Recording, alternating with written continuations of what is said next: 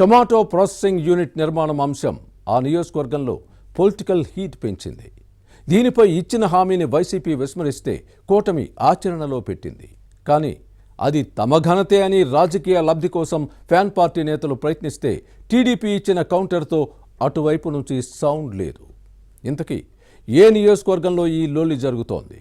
రైతులేమంటున్నారు? Was this inside story?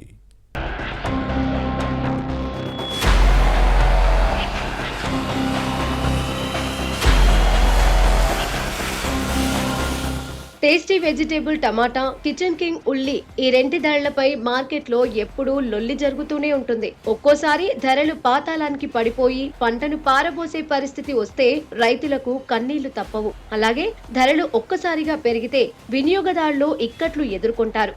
దీంతో పంట processing యూనిట్లు పెడితే ఎవరికి ఇబ్బందులు ఉండవని ప్రభుత్వాలు అనుకున్నా ఆ దిశగా కార్యాచరణ ఉండేది కాదు. ఇప్పుడు కర్నూలు జిల్లాలో టమాటో ప్రాసెసింగ్ ప్లాంట్ అందుబాటులోకి రాబోతోంది. ఫుడ్ ప్రాసెసింగ్ యూనిట్ల ఏర్పాటు విషయంలో వైసీపీ పాలకుల హామీలు నీటి మూటలుగా మారిపోతే కూటమి ప్రభుత్వంలో అవి కార్యరూపం దాల్చుతున్నాయి.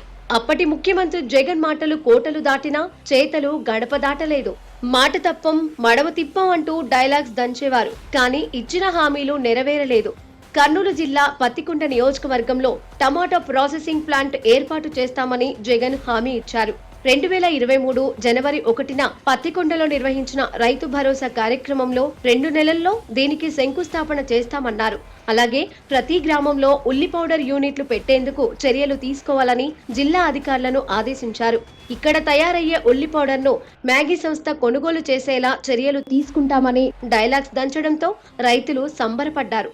తమ కష్టాలు తీరిపోతాయని భావించారు.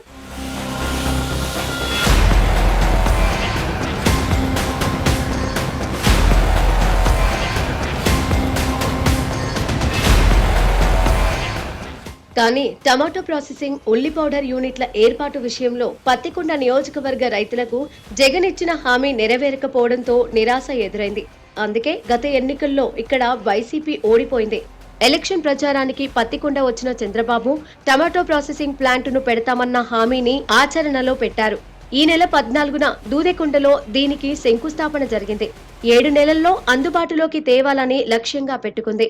ఇందుకు అనుగుణంగా కూటమి ప్రభుత్వం 11 కోట్ల నిధులను విడుదల చేసింది. దీంతో టమాటా రైతులకు మంచి రోజులు రాబోతున్నాయని భావిస్తున్నారు. ధర లేక పంటను పారబోసే దుస్థితి దాపురించదన్న ఆశాభావంతో ఉన్నారు.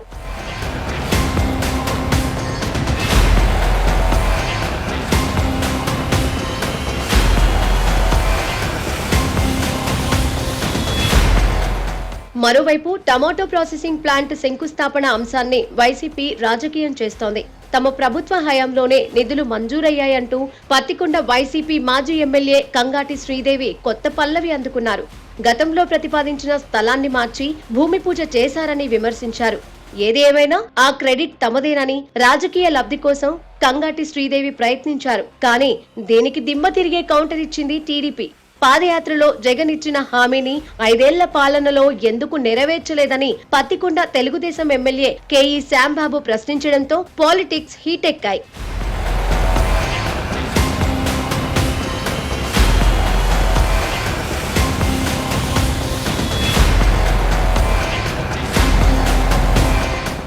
గత ఎన్నికల ముందు పత్తికొండ మండలం హోసూర్లో టమాటో ప్రాసెసింగ్ యూనిట్ కోసం 3 ఎకరాల భూమితో పాటు 10 కోట్ల నిధులను వైసీపీ ప్రభుత్వం కేటాయించింది.